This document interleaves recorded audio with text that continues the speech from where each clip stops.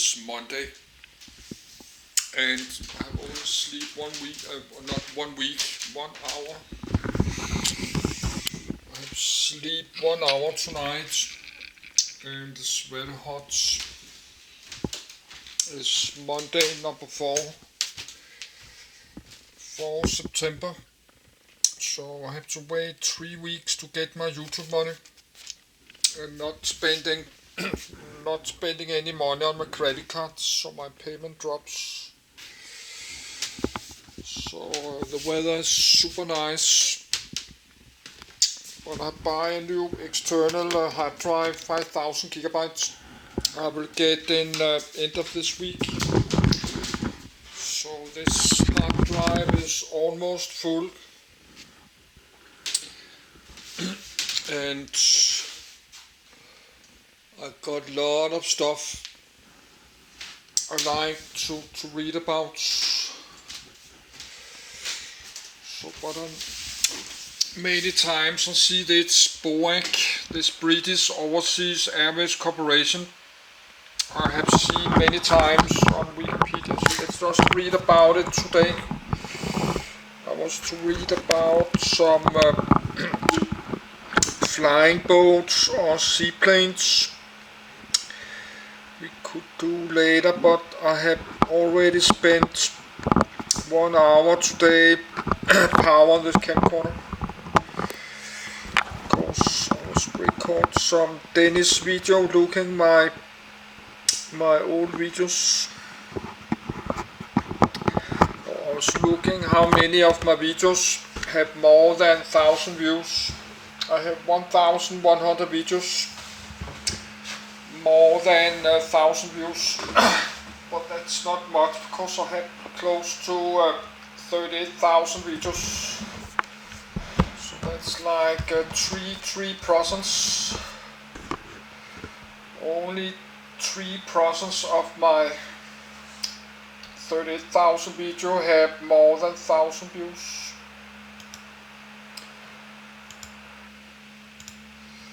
This video will maybe only get 10 views, but it's not why I do it. I do this because I like to read this. British Overseas Airways Corporation. British Overseas Airways Corporation IATA Kalkalseen Babor Speedbird. Founded 24 November 1939, amalgamation of Imperial Airways and British Airways Limited. Commenced operations 1 April 1940, ceased operations 31 March 1974, merged with British European Airways to form British Airways. Hubs London Heathrow, fleet size almost equal to 200, at its peak. Destinations 200, parent company Government of the United Kingdom, headquarters Speedbird House, Heathrow Airport, Hillingdon, England. Key people: Whitney Strait, Matthew Slatter, Basil Small, Pace, Giles Guthrie. British Overseas Airways Corporation, BOAC, was the British state-owned airline created in 1939 by the merger of Imperial Airways and British Airways Limited. It continued operating overseas services throughout World War II. After the passing of the Civil Aviation Act 1946, European and South American services passed to two further state-owned airlines, British European Airways, B, and British South American Airways, BSAA.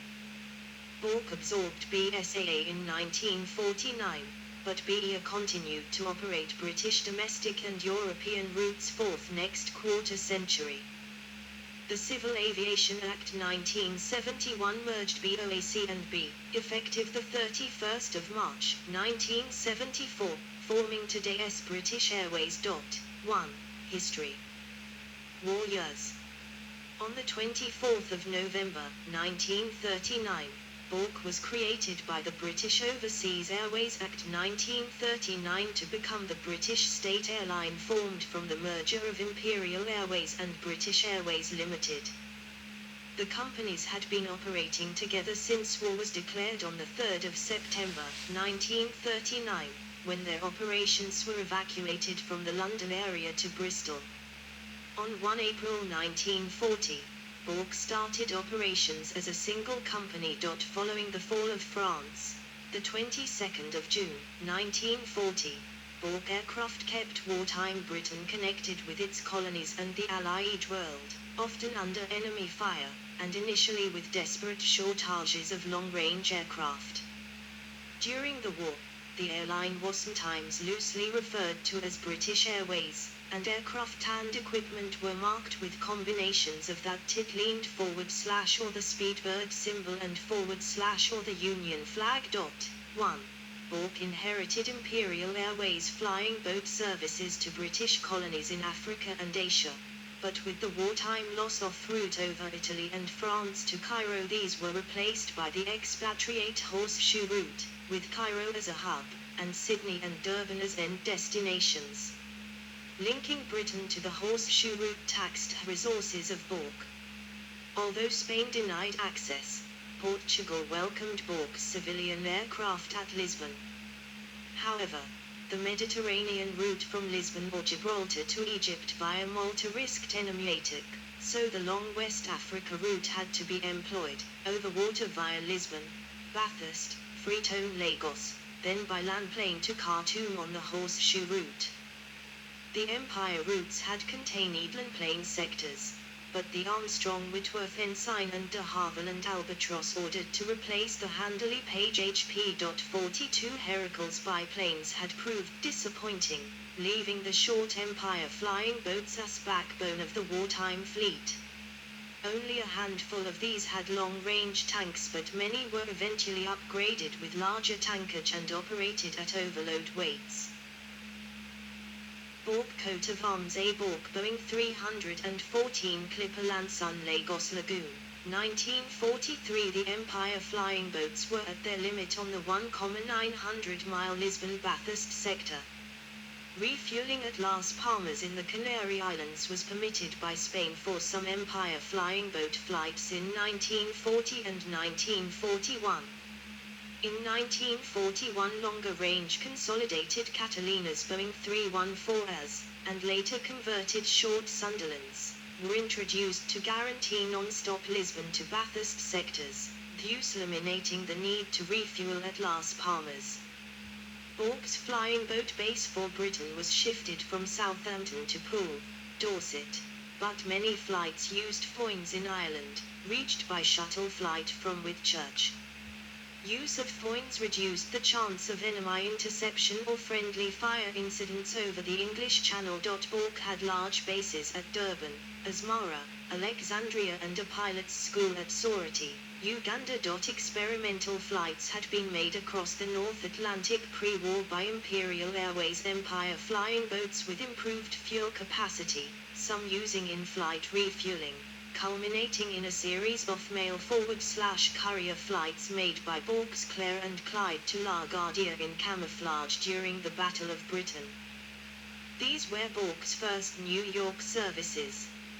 In 1941, BOAC was tasked with operating a return ferry service from Prestwick to Montreal to opposition ferry pilots who had flown American-built bombers from Canada, and they were provided with RAF Consolidated Liberators with a very basic passenger conversion. This was the first sustained North Atlantic landplane service. By September 1944, BOAC had made 1,000 transatlantic crossings. 2. In late 1942, the new hard surface airport at Lisbon permitted the use of civil registered liberators to North and West Africa and Egypt. Arguably, BOAC's most famous wartime route was the ball-bearing run from Magaz to Stockholm, Bromma, in neutral Sweden. Initially flown with Lockheed 14s and Lockheed Hudson transports, the unsuitable Armstrong Whitworth Whitley civilianist bombers were also used between the 9th of August and the 24th of October, 1942. Civilianist meant that all the armaments and unnecessary guns and turrets had been removed, a legal requirement for operating a commercial civilian service to a neutral country. The much faster civilian-registered de Havilland Mosquitoes were introduced by BOAC in 1943. The significance of the ball bearings is debatable. but these night flights were an important diplomatic gesture of support for neutral Sweden, which had 2 DC-3s shot down on its own service to Britain. Other types used to Sweden included Lockheed Lodesters, Consolidated Liberators, and Saul Curtis CW-20, C-46 prototype, which BOAC had purchased. These types had more payload, and some had the range to avoid the German-controlled Skagerrak direct route. Between 1939 and 1945, 6,000 passengers were transported by BOAC between Stockholm and Great Britain. 3. Early post-war operations.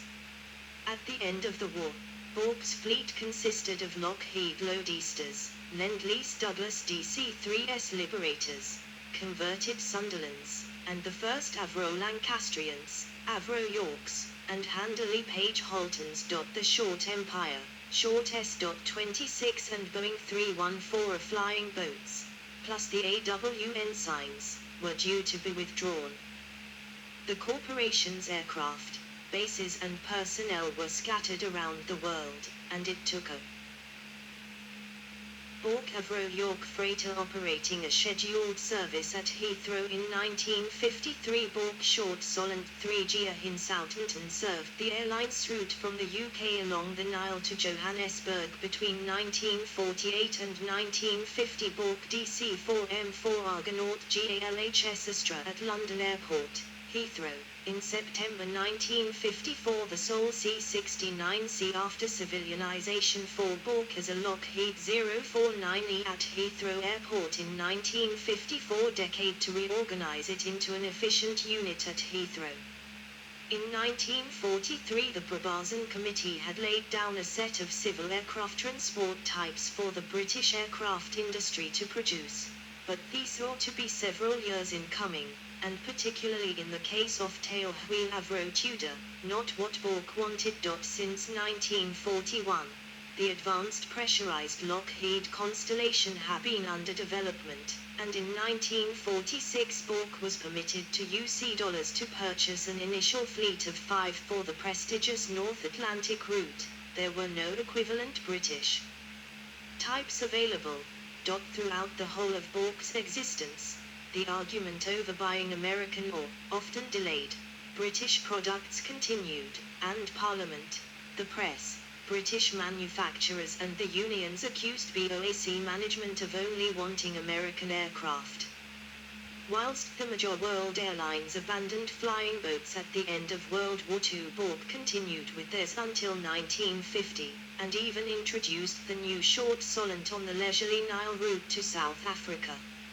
In 1948, the unpressurized Yorks were still operating passenger services as far afield as Nairobi, Kenya, Accra, Gold Coast, later Ghana, Delhi and Calcutta, India, and the type continued to operate freight schedules until late 1957.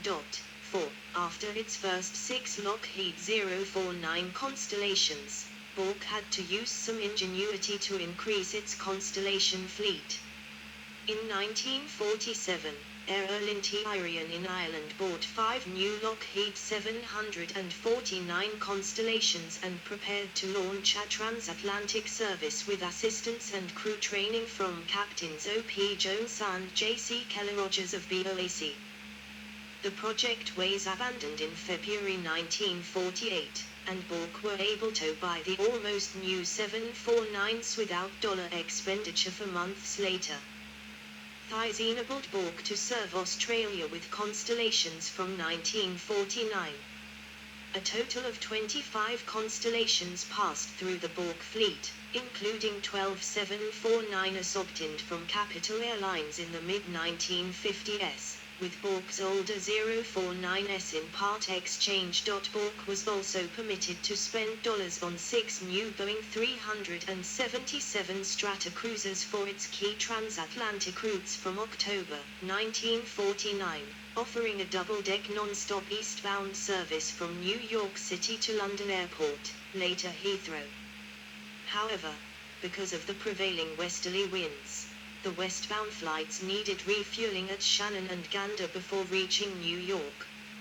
Another 4 strata cruisers were taken over from a frustrated SAS order and 7 were bought second-hand in the mid-1950s. The Handley Page Hermes and Canadair DC-4 Air Margonaut joined the BOAC fleet between 1949 and 1950, replacing the last of the non-pressurized types on passenger services. When service entry of the Bristol Britannia was delayed in late 1956, BOAC was permitted to purchase 10 new Douglas DC-7CS. These long-range aircraft enabled BOAC to operate non-stop westbound flights from London and Manchester to New York and other U.S. East Coast destinations. 5. In competition with DC-7CS of Pan Am and Lockheed Super Constellations of Trans World Airlines, TWA. This was the first purchase of aircraft direct from the Douglas Aircraft Company in BOAC's history. Introduction of jets. BOAC Comet 1 at Heathrow in 1953, BOAC Comet 4 in 1963. In May 1952, BOAC was the first airline to introduce a passenger jet into airline service. This was the de Havilland Comet, which flew via Nairobi to Johannesburg and via the Far East to Tokyo. All Comet 1 aircraft were grounded in April 1954 after 4 Comets crashed, the second last being a BOAC aircraft at altitude.